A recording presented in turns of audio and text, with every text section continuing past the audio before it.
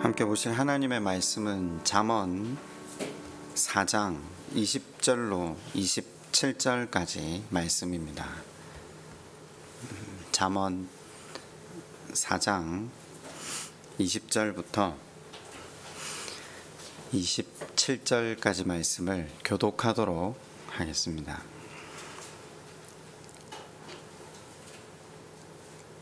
내 아들아, 내 말에 주의하며 내가 말하는 것에 내 귀를 기울이라.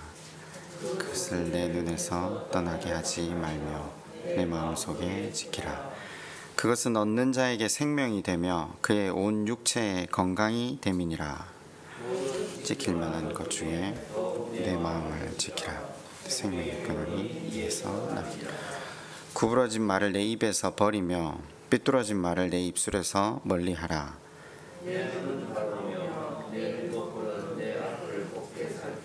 내 발이 행할 길을 평탄하게 하며 내 모든 길을 든든하게 하라. 좌로나 우로나 치우치지 말고 내 발을 악에서 떠나게 하라. 아멘. 새해에는 주님 이제껏 주신 그 복 안에서 하나님의 사랑을 더 깊이 깨달아 그분이 주시는 자유함과 참 평안을 누리시며 사는 복된 한 해 되시기를 주님의 이름으로 축원드립니다. 작년 한 해도 그랬지만 사람들하고 만나서 이야기를 하다 보면 제일 많이 거론이 되는 주제가 건강입니다. 많은 분들이 아마 건강을 돌보기 위해서 애를 쓰며 살아가는 거죠. 그럴 수밖에 없는 게 생명이 걸린 문제이지 않습니까? 그래서 거기 제일 많이 신경을 쓰는 게 당연한 것 같습니다. 그런데 한 가지 더, 생명이 육체에만 있는 건 아니지 않습니까? 육체는 눈에 보이니까 신경도 쓰고 상태가 어떤지를 체크하거든요. 근데 실은 육체만큼, 아니 육체보다 더 중요한 것이 성경은 있다고 이야기합니다.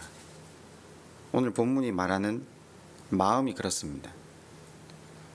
마음은 눈에 보이지 않기 때문에 관리가 잘 되는지 상태가 어떠한지 돌아보기가 쉽지 않은 부분 아닙니까? 잠시만 한번 눈을 감아 보시겠습니까? 한번 눈을 감고요, 자기 마음판을 한번 들여다 보실래요? 마음 상태가, 그 건강 상태가 어떠세요? 기쁘다? 평안하다? 아니면 반대로 무겁다? 아프다? 고통스럽다? 가만히 눈을 감고 자기 마음의 상태를 한 단어로 한번 표현해 보시겠습니까?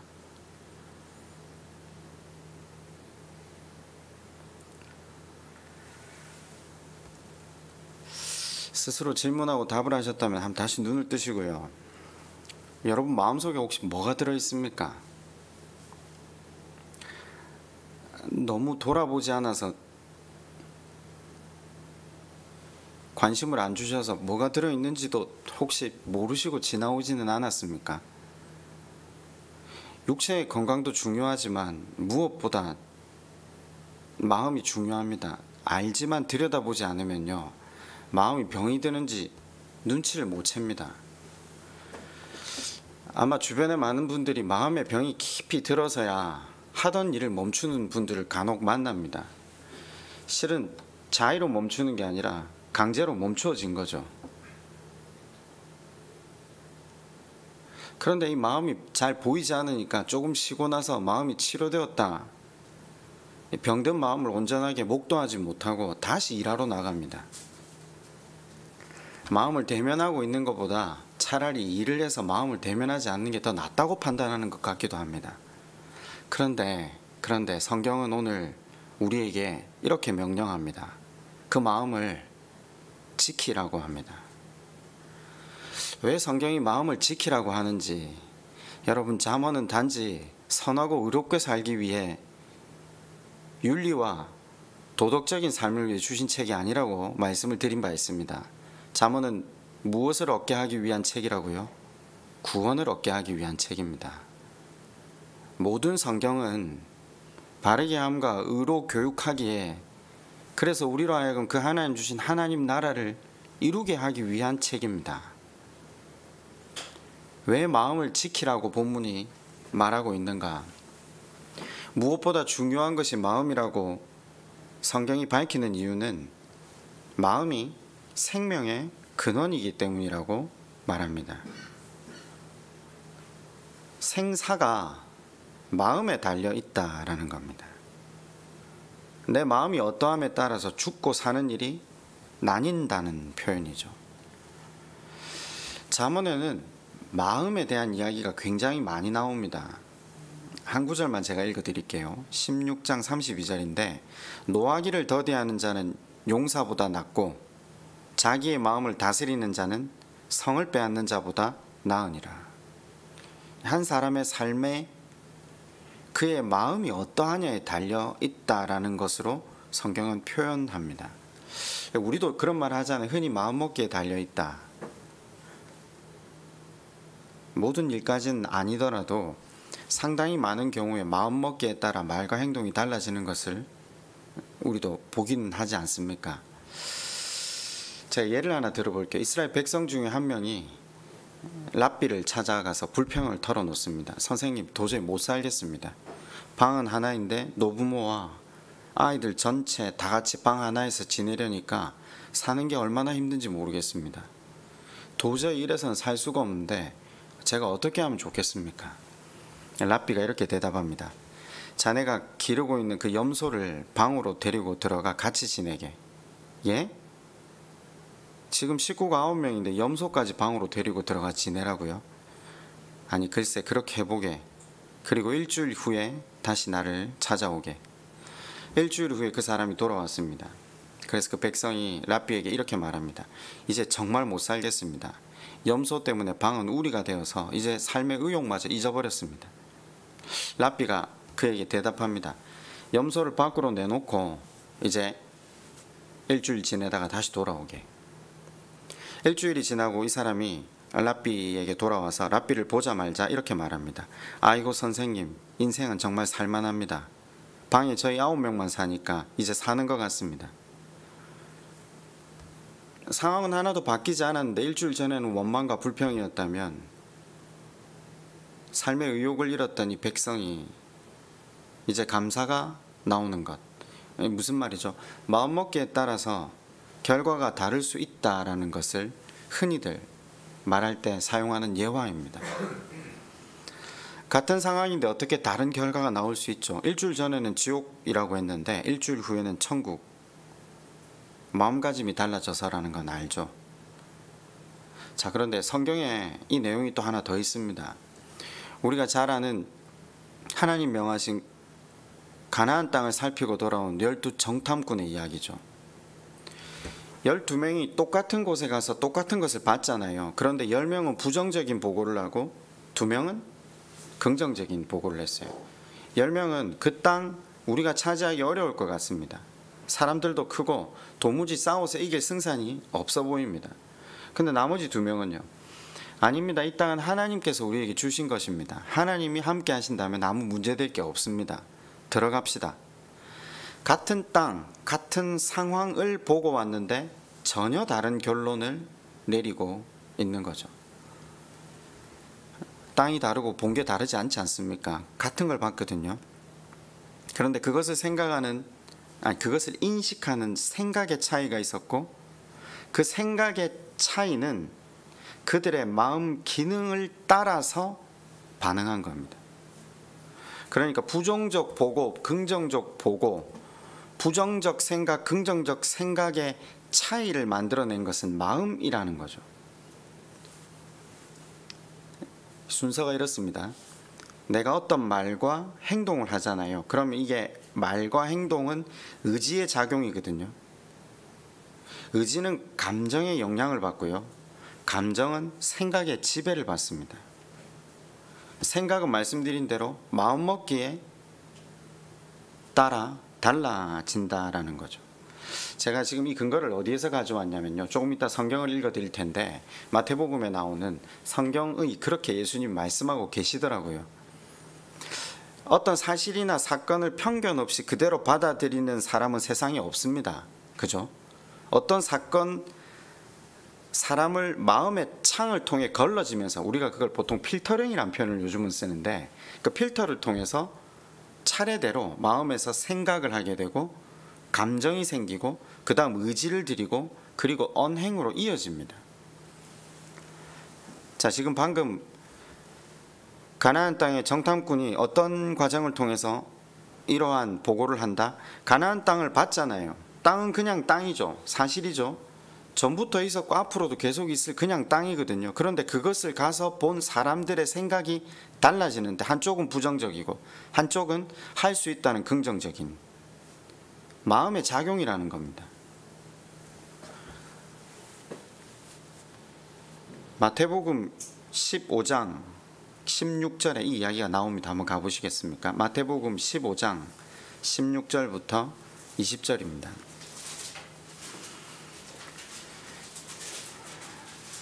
마태복음 15장 16절로 20절까지의 말씀입니다. 예수께서 이르시되 너희도 아직까지 깨달음이 없느냐? 입으로 들어가는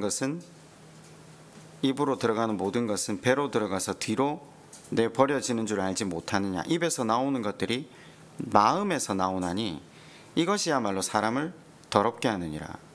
이 19절에 보세요. 마음에서 나오는 것은 뭐라고요? 먼저 생각, 살인과 간음과 음란과 도둑질, 행동, 거짓 증언과 비방, 말, 그렇죠? 이런 것들이 사람을 더럽게 하는 것이요, 씻지 않은 손으로 먹는 것은 사람을 더럽게 하지 못하느니라. 19절에 마음에서 악한 생각, 그러니까 생각이 나오기 전에 뭐가 하나 기능이 더 있다고요? 마음의 역할이 있다라는 거죠. 성경이 지금 표현을 이렇게 해뒀어요. 우리를 지으신 분이 그걸 필터링이라는, 우리는 지금 우리 현대적인 용어를 가지고 사용하는데, 성경은 계속해서 그 마음을 지키라 할 때 그 마음이 지금 그 생각에 앞서는, 그 생각이 감정을 자아내고 감정이 의지를 자아내고 행동과 말로 가잖아요. 자, 보세요. 지금 그걸 들여다보시면 안 됩니다. 이제 중요한 건 그게 아니라, 뭐 순서가 중요한 건 아니겠죠, 사실. 그냥 마음만 보자는 겁니다. 전 단계를 지금 이야기해서 증명하려고 하는 게 아닙니다. 성경이 그렇게 말하니까 우리가 말이나 행동의 변화를 원한다면 효과적인 방법은 무엇이겠습니까? 말 조심해야지, 이런 행동하지 말아야지, 변화된 삶 살아야지. 아닙니다. 말과 행동 자체에 초점을 두는 게 아니라 그것을 자극하고 그 말과 행동의 근원이 되는 마음으로 돌아가야 됩니다. 마음을 바꾸면 말과 행동, 삶이 바뀝니다. 그걸 이야기하는 거죠. 근데 여기가 지금 중요한 분기점입니다. 여기까지는 일반적으로 설교를 하는 사람들이 여기까지 다 이야기를 합니다. 그리고 어디로 가냐? 긍정적인 사고, 적극적인 사고 방식으로 갑니다. 여기까지 읽어놓고요. 저는 지금 그걸 이야기하려고 하는 게 아닙니다. 지난 긴 세월 동안 그걸 이야기한 적이 단 한 번도 없습니다. 보통 유명한 교육 심리학 박사들이나 상담자들이 지금 이걸 가지고 이야기를 하잖아요. 한결같이 똑같은 말을 해요. 상담자가 찾아왔을 때 이제까지 힘들었죠. 괜찮아요. 그 마음을 먼저 위로해 줍니다. 당신의 삶의 역사가, 과거가, 환경이, 사람이 당신으로 하여금 그렇게 화가 나게 하고 분노하게 하고 그렇게 관계를 맺게 했어요. 화가 날 때는 화를 내요. 고통스러우면 울어요. 마음을 먼저 위로해 줍니다.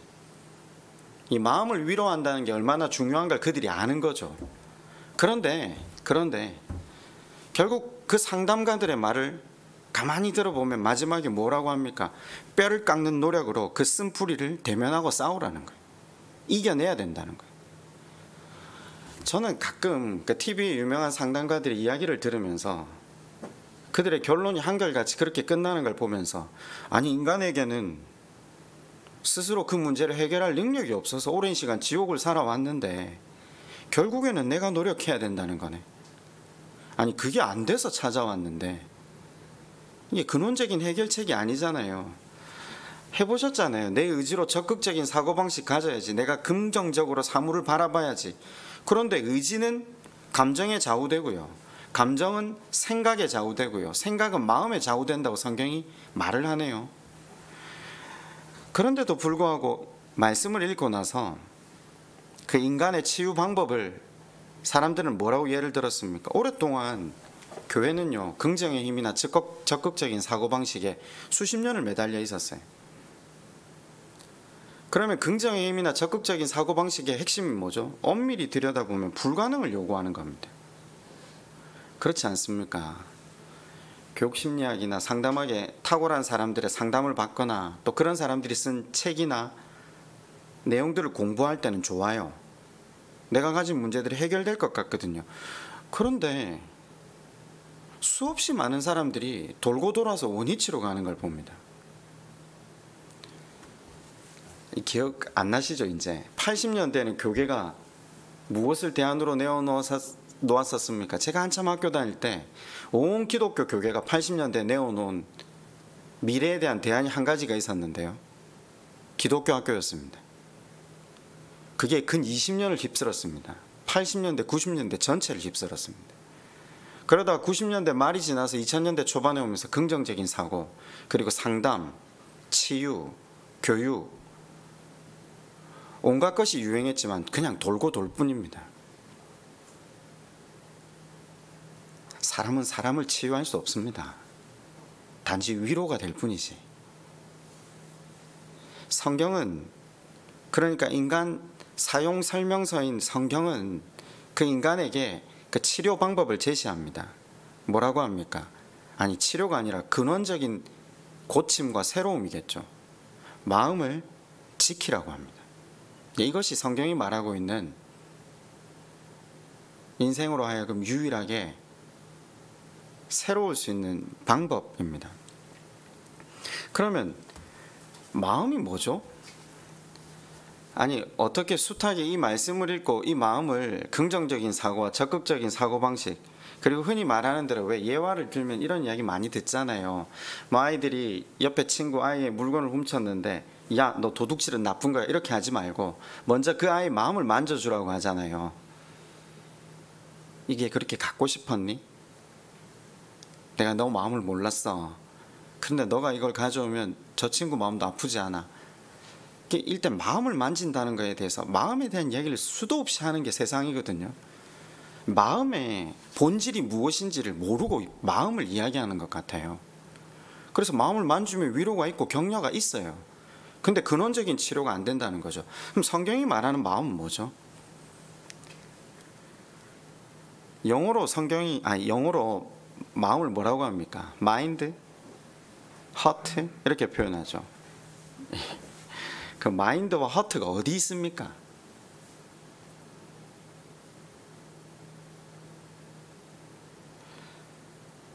그렇잖아요. 우리 장기의 한 부분입니까? 해부를 해서 찾아낼 수 있어야 되잖아요.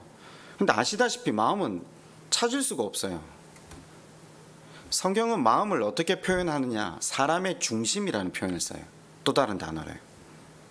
그러니까 사람은 외모를 보거니와 나 여호와는 사람의 중심을 본다 할 때 그 중심이에요. 존재의 근원. 다른 표현으로 뭐라 하는지 아십니까? 영이라고 합니다. 그걸 영. 여기에서 제가 볼 때 사람들이 해석이 어긋난 것 같아요. 잠언서가 말하는 마음은 하나님께서 우리 안에 두신 영입니다. 존재의 근원을 이야기합니다. 그러니까 그 존재의 근원인 그 영을 지키라, 마음을 지키라. 이제껏 쭉 배워오신 바에 의하면요, 그 영이 하나님과 소통하고 있느냐, 하나님과 바른 관계를 맺고 있느냐, 그분의 사랑으로 채워지고 있느냐, 이걸 이야기하는 겁니다. 일전에 인간의 본질이 욕망이라고 했잖아요. 하나님 우리 안에 욕망을 주셨거든요. 그래서 제가 이어령 선생님께서는 그걸 정신의 허기라는 표현으로 다르게 사용을 하셨는데, 빈손으로 태어난 모든 인생들은 그 욕망, 정신의 허기를 채우기 위해서 일생을 살아간다고 합니다. 성공, 물질, 인정, 명예. 그런데 그걸 채우기 위해서 온 인생을 몰아가지만 어떤 것으로 그 영의 마음에 돈이나 물질이나 위치나 성공을 채워도 채워지지 않는다는 것을 수천 년 역사를 통해, 아니 오늘 신문만 봐도, 미디어만 봐도 거기에 도착한 사람들이 그 다음을 바라보면서 내디딘 걸음 때문에 절망으로 떨어지거나 혹은 자살하거나 돈이, 성공이, 위치가 그 인생에게 아무런 만족이 될 수 없다는 걸 우린 수도 없이 보잖아요. 그 영의 허기, 인생의 욕망, 마음의 갈증을 채울 수 있는 유일한 방법이 뭔지 성경은 우리에게 이제껏 설명했잖아요. 인생을 창조하신 그분과 교제하는 거랍니다. 그분만 그 마음을 채울 수 있다고 합니다. 영적 허기나 마음의 갈증을 채우는 것이 궁극적 목적이 뭐죠? 마음을 지키는 것, 그것에 어떻게 반응하느냐에 따라서 생명이 주어지기도 하고 죽음이 주어지기도 합니다. 그래서 성경은 마음을 지키라고 하는 겁니다. 단지 마음을 지켜서 뭐 위로를 얻고 기분 좋고 격려받고 그래서 내가 가던 길 더 열심히 가라, 지금 이 이야기를 성경은 하고 있지 않습니다. 우리는 글로 갔다가 끌어다 썼거든요. 오늘 본문의 말씀은 마음이 생명의 근원이라고 이야기합니다. 옛날에 개혁 성경에는 이렇게 표현되어 있었는데 기억나세요? 무릇 지킬 만한 것 중에 우선되는 마음을 다스려라. 왜요? 생사가 달려있다니까요. 우리 영적 전쟁이라는 표현을 자주 쓰거든요. 영적 전쟁터가 어디죠? 우리 마음입니다. 왜요? 사단이 우리 마음만 차지하면 끝나거든요. 근데 우리는 엉뚱한 데 가서 땅 밟기 기도를 하고 앉아있죠. 아니요, 다른 데 보지 말고 우리 마음판을 들여다봐야 됩니다. 우리 마음판 위해서 기도해야 됩니다. 마음에서 영적 전쟁이 일어납니다. 마음이 잘못된 목적을, 잘못된 방향을 향하기만 하면 사단이 성공한 겁니다. 얼마나 수도 없이 많은 분들이 교회를 다니면서 신앙생활을 하면서 잘못된 신앙의 방향을 향해서 나아가고 있는지 모릅니다. 그러면 사단에게 마음을 내어주고 생명을 잃게 된다라고 성경이 말하고 있는 거죠. 그래서 하나님을 향해 하나님 그분과 바르게 교제하는 것, 그것이 마음을 지키는 것이라고 4장 20절에 그걸 설명합니다. 다시 한번 보실래요? 왜 이 말이 지금 이 말인지. 내 아들아, 내 말에 주의하여 내 말하는 것에 내 귀를 기울이라. 그것을 내 눈에서 떠나게 하지 말며 내 마음속에 지키라. 그것을 얻는 자에게 생명이 되며 그의 온 육체에 건강함이 됨이니라. 여러분 한번 보세요. 20절에 내가 누굽니까? 내가 누굽니까? 하나님의 영감으로 기록되어진 말씀이잖아요. 잠언서의 말씀은 하나님 말씀이거든요. 하나님이시잖아요. 본문이 전하고자 하는 마음 지킴, 말씀에 귀 기울이는 것으로 시작된다라는 겁니다. 그 말씀을 마음속 깊이 새겨 간직하는 것으로 마음 지킴, 비결이 여기 있다라는 겁니다. 그것이 사람에게 생명이 된다라고 하는 거죠. 그 마음을 잘 지키면 결국에 24절에 보면 입으로 하는 말, 25절에 보면 눈으로 보는 것, 26절에는요 발로 바른 길을 가는 것으로 연결이 됩니다. 마음이 입으로, 눈으로, 발로, 몸 전체로, 내 삶으로 다 드러나는 겁니다. 내 마음의 어떠함이. 여러분, 그래서 어떤 일, 어떤 사건을 눈앞에 두고 생각하기 전에, 자, 여기서 한번 생각해 봅시다. 어떤 일, 어떤 사건, 어떤 사람을 두고 생각하기 전에 뭘 해야 된다고요? 마음에 하나님 말씀을 다시 되새기는 훈련을 해야 됩니다. 생각하기 전에 그 과정이 필요한 거죠. 생각을 하고 결론을 내리기 전에, 결론을 내리면 이미 의주가 발동하거든요. 그 전에 뭘 해야 된다고요? 말씀으로 그걸 필터링을 하는 훈련이 필요하다고요. 여러분, 우리가 그걸 하기 위해서 새해에 큐티집을 한 권씩 다 내드리는 겁니다. 아니, 우리 평생 살면서 수도 없이 큐티집 하셨잖아요. 그렇지 않아요? 제가 어제 큐티집 누가 교회 왔길래 그 한 권을 드리니까 아, 이거 이전 교회에서도 했다. 네, 맞아요, 했어요. 이전에 했던 거 그냥 다시 하자, 지금 그런 의미로 드린 게 아닙니다. 우리 지난 5년간 말씀을 보면서 이제 이 말씀 속의 주인공이 사람이 아니라는 걸 봤잖아요. 하나님이 사람의 어떠함에도 불구하고 그분의 은혜를 펼쳐가시는 걸 봤잖아요. 이 사람들 속에서 우리의 모습을 발견하고 그럼에도 불구하고 변함없이 우리를 사랑하시는 그 하나님의 사랑의 능력을 말씀 안에서 찾아보자는 거죠. 이건 개인이 훈련하지 않으면 갈 수 없는 영역입니다.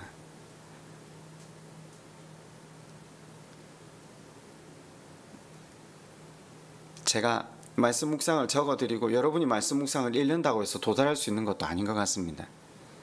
그것 때문에 제가 제자훈련을 했거든요. 제자훈련을 하면 사람들이 성경을 배우러 나온다고 생각하는데 아니요, 천만에요. 제자훈련의 목적은 내가 누군지를 보게 하는 겁니다. 그래서 내가 예수 그리스도밖에 소망이 없구나라는 걸 보게 하는 게 제자훈련의 원 목적입니다. 주님이 그걸 제자들에게 훈련시키셨잖아요. 근데 우리나라 제자훈련의 교육의 방향은 성경을 많이 알게 하는 지식적 측면에 있거든요. 아니요, 끊임없이 그 말씀 앞에 내가 누구인지를 비추게 하는 거죠. 왜 한 번씩 여러분 집에 물건에 곰팡이가 피면 그 물건을 씻고도 다시 곰팡이가 또 피잖아요. 그럼 어떻게 합니까? 햇빛에 널어두면 문제가 해결되잖아요. 말씀의 빛 앞에 우리의 숨겨둔 우리의 가슴을 열어서 그 빛이 우리 안에 깊이 비치게 해야 되는 겁니다. 근데 사람들이 서로 나오면 죄를 고백하지도 않고 자기가 누구인지를 드러내지도 않습니다. 그래서는 도무지 말씀이 내 심령을 비출 방법이 없습니다. 그걸 도우려고 제자훈련을 한 겁니다. 근데 이제 집에서 하셔야 됩니다. 집에서 다시 앉아서 이 말씀이 내 심령을 뚫고 내 영을 비출 수 있도록, 그래야 영이 건강해지지 않습니까? 그 빛을 쏘여야 사단이 우리 안에 역사하지 못하고 하나님의 영이, 하나님의 그 빛이 우리의 삶을 인도하실 수 있도록, 우리를 끌고 갈 수 있도록 매일 하나님 앞에 다시 그 훈련을 하자고, 그 말씀을 되새기는 이 훈련을, 이 과정을 우리 안에 정착시키기 위해 새해 다시 큐티를 하려고 하는 겁니다.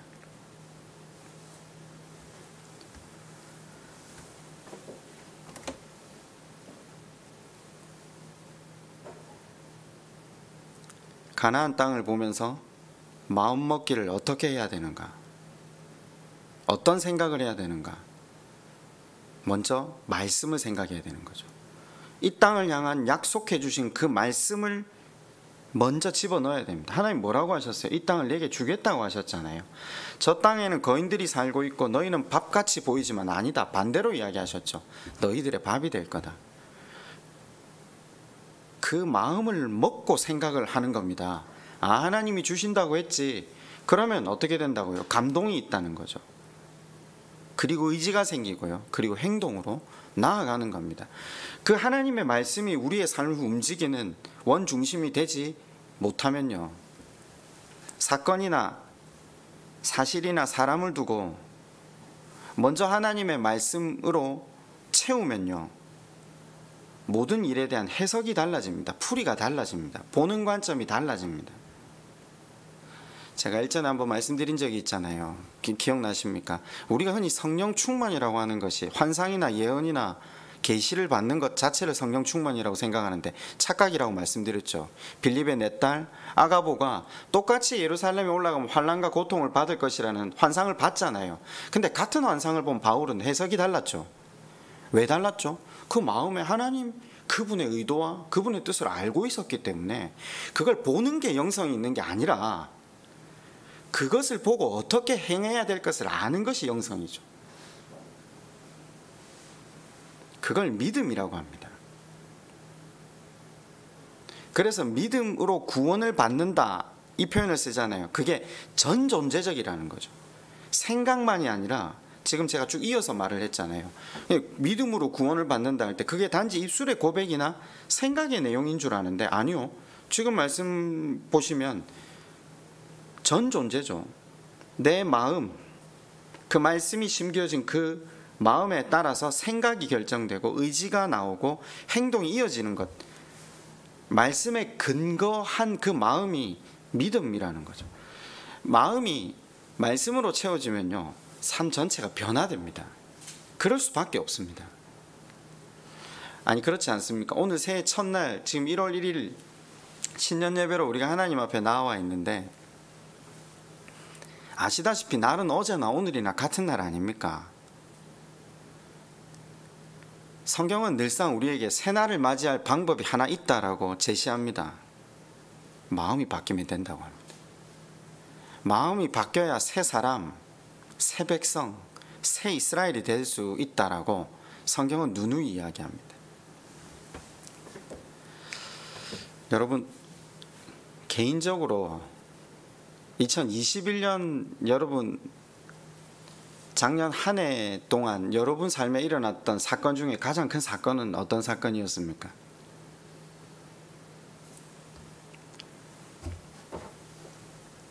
개인적으로 한번 마음에 한번 떠올려 보시겠습니까? 그리고 나는 그 사건에 대해서 어떻게 반응했는가 한번.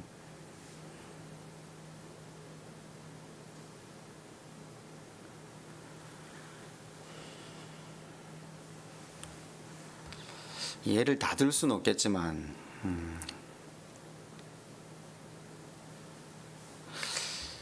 차 사고 집 팔고 이사를 했는데 이익이 생겼다. 누가 나에 대해서 욕을 하고 다녔다. 아이들 성적이 너무 떨어졌다. 그래서 아이들이 원하는 대학을 못 갔다. 병원을 가는데 의사가 이런 병이 걸렸다고, 이제 치료를 시작해야 된다고, 여러 가지 일들이 여러분 삶에 있으셨을 겁니다. 여러분이 하나 꼽는 그 사건은 좋은 뉴스입니까? 아니면 나쁜 뉴스입니까? 지금 생각을 해보셨어야 되는데 어떠신지 모르겠지만, 그러면 제가 한번 질문을 해볼게요. 그게 좋은지 나쁜지 기준은 무엇을 기준으로 하고 계시는데요? 어떤 분이 큰 사고가 났어요. 근데 그 일로 자기가 하나님 앞에 누구인지를 정확하게 받고 하나님 앞에 온전하게 엎드릴 수 있었다고 감사하다고 연락이 왔어요. 차 사고가 났는데요. 어떤 분은 안 좋은 병이 걸리셨는데 감사하다고 하세요. 어떤 분은 아이가 너무 많이 아픈데 감사하다고 하세요. 아니 어떤 상황, 어떤 형편, 어떤 사실이 내 삶 가운데 있다 할지라도 그걸 풀어내는 해석이, 내 믿음이, 내 마음이 달라졌다는 거죠. 믿음의 사람들은 가능합니다. 왜요? 그 상황에 하나님의 말씀을 대입했기 때문이죠. 상황을 두고 하나님 뭐라 하시는지 그것을 끄집어서 그것을 통해서 세상을 보기 시작했거든요. 세상 사람들이 볼 때는 그건 죽을 일이라고 하는데, 하나님은 네가 이것 때문에 살리라라고 말씀하세요. 세상 사람들은 그것 때문에 망할 거라고 이야기하거든요. 아니요, 하나님은 네가 그것 때문에 하나님 나라를 이룰 것이다 라고 말씀하세요. 그 하나님 마음으로 상황과 사람을 보니까 생각이 달라지는 겁니다. 여러분, 마음을 지킨다는 게 뭐죠? 우리가 이제 생각하는 마음에 달렸다는 게 뭐죠? 저는 지금 적극적인 사고방식, 긍정적인 힘, 전혀 그 이야기를 하는 게 아니라는 걸 다시 한번 기억해 주십시오. 믿음입니다.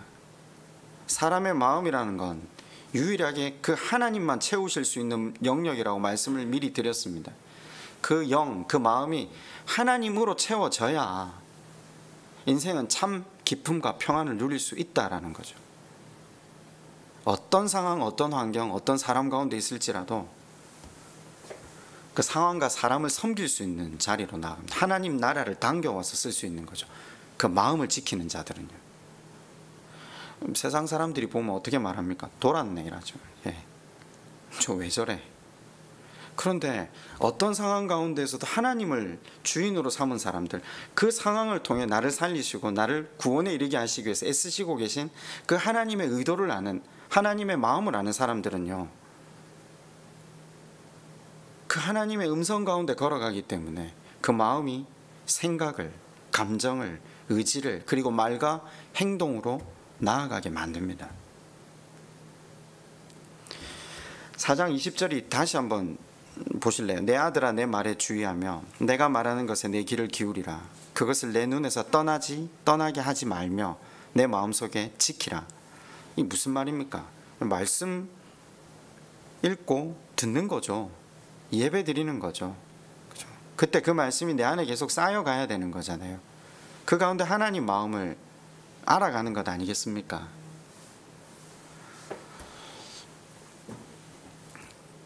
저희 집 그 아이들 3명은 알레르기가 되게 심했어요. 그 중에 첫째는 알레르기 비염이 너무 심해서 태어나서 어느 시점까지 숨을 입으로 쉬고 자더라고요. 코로 숨을 쉬지를 못하고 이렇게 입을 벌리고 밤에 자더라고요. 근데 가만히 보니까 집사람도 결혼하고 나서 한 번도 코로 숨 쉬는 걸 못 봤어요. 입을 벌리고 자더라고요. 알레르기 비염이 심한 사람들은 낮에도 두통이 심하고 그 두통 때문에 뭐 집중도 안 되고 공부도 못 한다. 매일 머리 아프고 눈물 흘리고 그죠. 일상생활이 잘 안 되더라고요.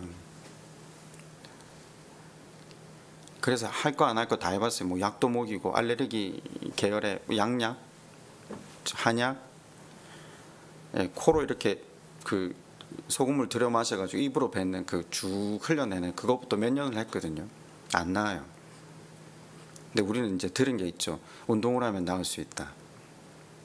사람이 스스로 생각하고 감정으로, 의지로, 행동으로 이어지는 게 쉽지 않아요. 그래서 훈련이 필요해요. 그죠? 우리가 제자반을 하듯이요. 큐티를 하듯이요. 그래서 제가 거두절미하고 강제로 운동을 시켰어요. 너는 이제부터 수영장을 매일 가야 된다. 다행히 집 앞에 국민체육센터가 있어가지고 한 달에 뭐 45,000원이면 운동을 할 수 있더라고요. 얼마나 운동하는 게 어렵습니까, 아이들한테. 예. 바람이 불건 비가 오건 겨울이 되건 춥건 3년을 넘게 운동을 시켰어요. 그랬더니 지금 코로 숨 쉬고 잡니다. 예. 깨끗하게 다 나았어요. 집사람도 코로 숨 쉬고 잡니다. 같이 수영했거든요. 저는 지금 수영이 알레르기 비염을 낫게 한다는 걸 설교하려고 하는 게 아니라 우리 아들이 그 3년 동안 수영하러 다니면서 얼마나 원망스럽게 저를 많이 쳐다봤는지 몰라요. 이 날씨에 가야 돼요? 오늘은 도무지 힘들고 고통스러운데 꼭 가야 돼요? 왜 엄마는 나를 고통스럽게 하지? 왜 아빠는 이렇게 나를 매일 고난 속으로 몰아넣지? 우리 아들이 매일같이 한 말이에요. 갈 때마다 표정이 한 번도 밝은 적이 없었어요. 매일매일 막 지독스럽게 고통스럽게 갔었어요. 그런데 어느 날 코로 숨을 쉬기 시작하면서 행복해지는 거죠. 그러니까 그때 됐으니까 아버지 마음을 아는 거죠. 아빠가 의도가 있었구나. 여러분, 입으로 숨 쉬면서 산 사람들은 그 고통을 알지 않습니까? 하나님이 왜 우리에게 고난과 강야와 폭풍과 구덩이를 허락하십니까? 왜 그걸 성경은 이벤트라고 표현하는지 아십니까? 하나님 의도가 있기 때문입니다. 그것을 통해서 우리에게 하나님 나라를 이루시려고 하나님께서 오늘도 일하고 계십니다. 일하실 겁니다. 그게 하나님의 열심입니다. 여러분, 아까 제가 이렇게 질문했죠. 작년 한 해 가장 큰 사건이 무엇이었는지. 그래서 그 사건에 대해서 어떻게 반응하고 어떻게 행동하셨는지. 혹시 말씀이라는 요소를 대입시키지 못해서 말씀의 창으로 그것을 보지 못해서 절망하고 아파하고 쓰러져 계셨다면 돌이킵시다. 돌아서서 말씀으로, 하나님의 눈으로, 하나님의 마음으로 다시 그 사건을 바라봅시다. 그게 마음을 지키는 겁니다. 그때 마음이 새로워진다고 합니다. 여러분, 올 한 해 말씀으로 세상을, 사람을 봅시다. 그 마음, 그 말씀 안에 지킨 그 마음으로 하나님이 주시는 상황과 사람을 보며 나아갈 때 우리 가운데 참 기쁨과 참 평안, 그리고 하나님 나라가 온전하게 이루어져 갈 겁니다. 그 하나님의 열심을 믿으며 그 하나님 바라보시며 걸어가는 새해 되시기를 주님의 이름으로 축원드립니다. 우리 한번 기도할까요? 아무것도 염려하지 말고 다만 모든 일에 기도와 간구로 너희 구할 것을 감사로 하나님께 아뢰라. 그리하면 모든 지각에 뛰어난 하나님의 평강이 너희 마음을 지키시겠다고 약속하셨습니다. 여러분, 돈 버는 것보다, 성공하는 것보다, 건강 지키는 것보다 가장 중요한 마음을 지키고 싶습니다.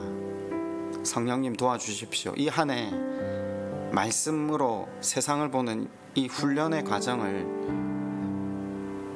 또 기도하는 시간을, 예배드리는 이 과정을 잘 걸어가게 해주십시오. 우리 그렇게 한번 하나님 앞에 함께 기도드리겠습니다.